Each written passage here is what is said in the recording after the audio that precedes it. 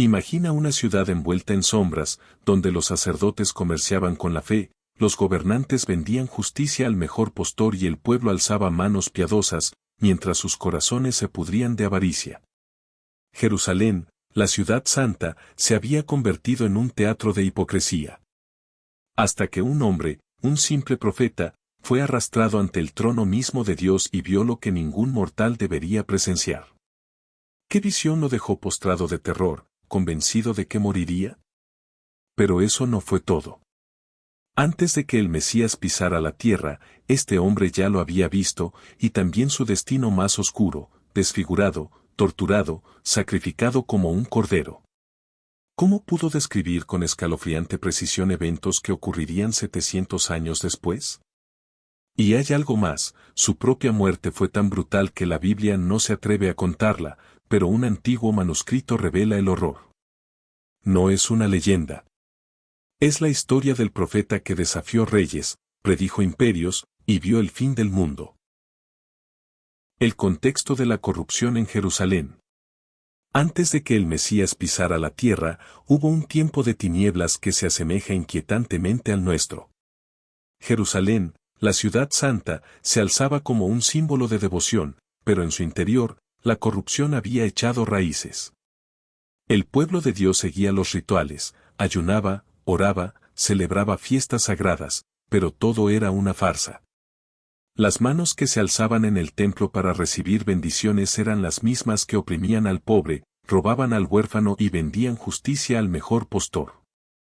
Los gobernantes amaban los sobornos más que la equidad, las viudas clamaban en vano, y los jueces, en vez de defender la verdad, ajustaban sus veredictos al peso del oro. Dios observaba, y su silencio no era indiferencia, sino el preludio de un juicio inminente.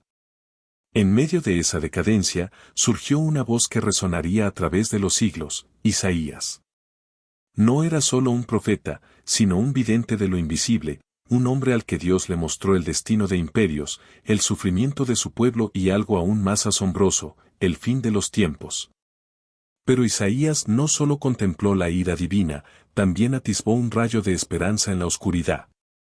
Vio lo que nadie más se atrevía a imaginar, un Salvador que cargaría con el pecado del mundo, un Redentor que nacería de una virgen. Mientras Jerusalén se hundía en su propia hipocresía, Isaías se alzó como un centinela solitario, denunciando el pecado, pero anunciando misericordia. Su mensaje era claro: aunque vuestros pecados sean como la grana, como la nieve, serán emblanquecidos. Era el eco de un Dios que, incluso en medio del juicio, extendía una última oportunidad. La historia de Isaías no es solo un relato antiguo, es un espejo que refleja nuestra propia era, una advertencia y, al mismo tiempo, una promesa inquebrantable. La visión de Isaías, juicio y esperanza en medio de la ruina.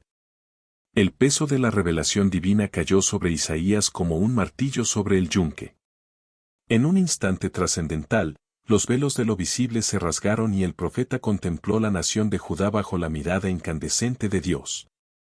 Lo que vio lo estremeció hasta la médula, una tierra que se pudría como un cadáver abandonado en el campo de batalla, cubierta de heridas supurantes que nadie se molestaba en vendar. Cada ciudad, cada aldea, cada rincón del reino estaba contaminado por la injusticia. Jerusalén, la ciudad que debía brillar como faro de justicia, se había convertido en cueva de ladrones donde los poderosos devoraban a los débiles. La voz de Dios retumbó como trueno en el alma de Isaías: escuchen, cielos. Presta atención, tierra.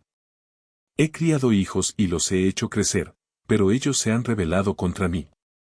Las palabras divinas destilaban una mezcla de ira santa y dolor desgarrador, como un padre traicionado por sus hijos amados. El pueblo escogido, que había conocido la bondad de Dios, ahora se comportaba con más ingratitud que las bestias del campo.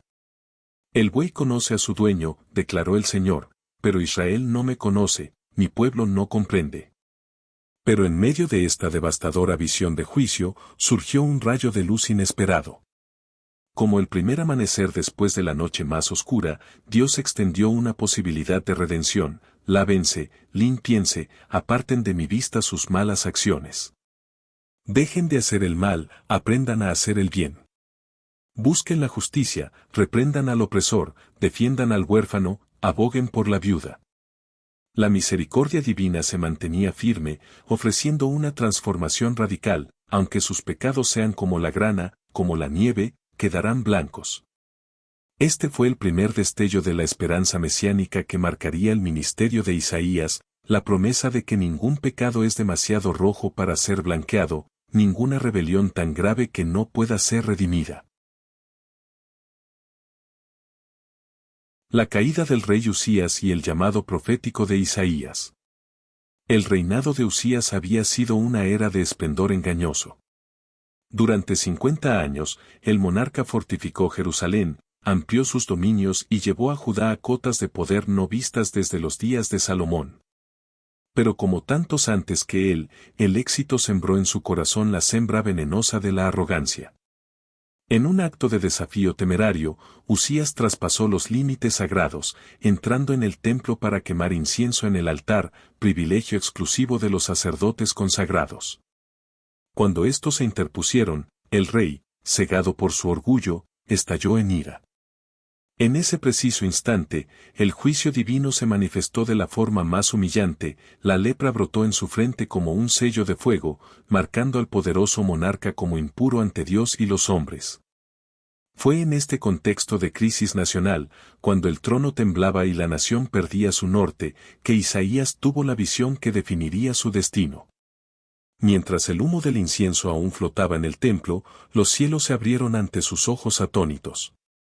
Allí, en una revelación que hacía palidecer todos los esplendores terrenales, contempló al Señor sentado en un trono excelsivo, cuyo manto llenaba el santuario. Serafines de 6 alas, criaturas de fuego puro, cantaban sin cesar: Santo, Santo, Santo es el Señor Todopoderoso, toda la tierra está llena de su gloria. El edificio tembló ante esta teofanía, mientras el humo de la presencia divina lo envolvía todo. Isaías, consciente de su indignidad, clamó: «¡Ay de mí, que estoy perdido! Soy un hombre de labios impuros y vivo en medio de un pueblo de labios impuros». Pero Dios no lo dejó en su desesperación. Uno de los serafines tomó un carbón ardiente del altar y tocó sus labios, purificándolo: «Mira, esto ha tocado tus labios, tu maldad ha sido eliminada y tu pecado perdonado». Entonces vino la pregunta que resonaría por los siglos: ¿a quién enviaré? ¿Quién irá por nosotros? E Isaías, transformado por el encuentro con lo divino, respondió con palabras que sellarían su destino: «Heme aquí, envíame a mí». Así comenzó el ministerio del profeta que vería lo invisible y anunciaría lo inconcebible. Profecías del Mesías y el exilio inevitable. En los días del rey Acaz, cuando el miedo paralizaba Jerusalén ante el avance de los ejércitos enemigos, Isaías pronunció palabras que trascenderían los siglos. El profeta, desafiando la lógica humana, anunció una señal divina que dejaría boquiabiertos a reyes y sabios: «He aquí que la Virgen concebirá y dará a luz un hijo, y le pondrá por nombre Emanuel». Este niño, Dios con nosotros, sería la respuesta eterna al clamor de una humanidad perdida. Pero antes de su llegada, Isaías contempló con dolorosa claridad el precio de la rebelión, vería caer a Damasco bajo la espada asiria, contemplaría cómo Samaria era arrasada, y presenciaría el exilio de las tribus del norte. Cada profecía se cumplió con precisión escalofriante, como si el tiempo mismo se doblegara ante la palabra de Yahvé. Sin embargo, la visión más desgarradora aún estaba por venir. En momentos de éxtasis profético, Isaías contempló una figura que desafiaría todas las expectativas mesiánicas: el siervo sufriente.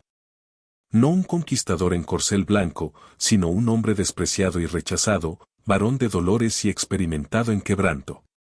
Con detalles que estremecen, el profeta describió cómo este siervo llevaría nuestras enfermedades, soportaría nuestros dolores, y como herido fue por nuestras rebeliones, molido por nuestros pecados.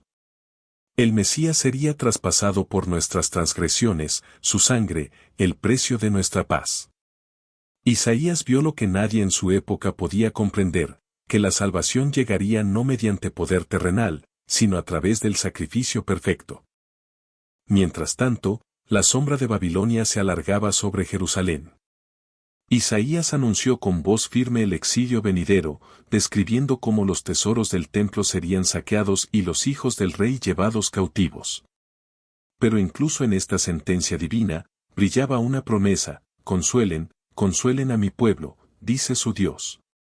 El mismo profeta que anunció la caída, proclamó el regreso. Y en un giro asombroso, llamó por nombre a Ciro, un rey persa que nacería siglo y medio después, como el instrumento elegido para liberar a los exiliados. Cada palabra de Isaías era un hilo en el tapiz divino, entretejiendo juicio y misericordia, destrucción y restauración, hasta formar un cuadro completo de la redención prometida. La visión del nuevo mundo, el triunfo final de la luz. Isaías no solo vio el exilio y la restauración de Israel, sus ojos fueron abiertos a una realidad más gloriosa que cualquier templo o reino terrenal. En visiones que trascendían el tiempo, contempló el alba de una creación redimida, cielos nuevos y tierra nueva, donde el llanto y el clamor serían solo un eco olvidado. El profeta, cuyo mensaje había oscilado entre la advertencia y la consolación, alcanzó su cenit al anunciar un futuro donde la justicia no sería una aspiración, sino el aire que todos respirarían. En esta visión final, la paz no era una tregua frágil entre guerras, sino la ley fundamental del universo. El lobo morará con el cordero, profetizó, pintando un mundo donde la enemistad misma sería desterrada. La muerte, ese último enemigo, sería derrotada, los niños no perecerían antes de su tiempo, y los ancianos vivirían sus días en plenitud. Jerusalén, antes manchada de sangre e hipocresía, se alzaría como faro para todas las naciones, y las puertas del templo, antes cerradas a los indignos, se abrirían a toda alma sedienta. Mi casa será llamada casa de oración para todos los pueblos, declaró el Señor, rompiendo para siempre los muros de separación. Pero lo más asombroso era el corazón de esta promesa. No se trataba solo de un retorno geográfico o político, sino de una reconciliación cósmica. El mismo Dios que había permitido el exilio guiaría a su pueblo a casa, no como un general distante, sino como un pastor que apacienta su rebaño y en sus brazos lo lleva. Isaías vio más allá de Babilonia, más allá de Ciro, más allá incluso de la primera venida del Mesías, hasta el día en que la tierra se llenará del conocimiento del Señor como las aguas cubren el mar. Y en ese instante final de revelación, comprendió que todas las promesas, todas las profecías, convergían en un solo propósito, un mundo renovado, donde Dios y la humanidad, por fin, habitarían juntos sin sombra de separación. El legado eterno, la voz que atraviesa los siglos. El mensaje de Isaías no terminó con su martirio bajo el reinado de Manasés. Su voz, que había resonado en los atrios del templo y los salones reales, adquirió una resonancia aún mayor después de su muerte. 700 años después de que sus palabras fueran escritas, un rabino de Nazaret entraría en la sinagoga y desenrollaría precisamente el pergamino de Isaías, leyendo: El Espíritu del Señor está sobre mí, porque me ha ungido para llevar buenas nuevas a los pobres. Al declarar hoy se ha cumplido esta escritura, Jesús no solo confirmaba las profecías de Isaías, sino que revelaba su asombrosa verdad. El profeta no había visto meras metáforas, sino realidades celestiales que encontrarían su cumplimiento en la persona del Mesías. Lo extraordinario del ministerio de Isaías fue su capacidad de trascender su época.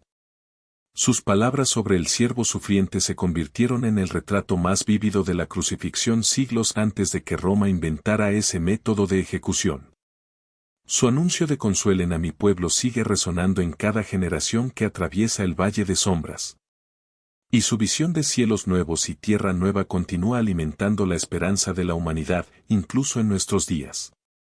Isaías nos enseñó que Dios no solo juzga la historia, sino que la redime, que tras cada exilio hay un regreso, tras cada viernes de dolor, un domingo de resurrección. Hoy, cuando el mundo parece oscilar entre el caos y la desesperanza, el mensaje de Isaías mantiene su poder transformador. Su invitación final sigue abierta: todos los sedientos, vengan a las aguas. No es un llamado a meros rituales religiosos, sino a un encuentro vivo con el Dios que hace nuevas todas las cosas. Desde su visión del trono celestial hasta su anuncio del príncipe de paz, Isaías nos muestra que el hilo dorado de la redención divina teje su camino a través de la historia, invitándonos a ser parte de algo más grande que nosotros mismos.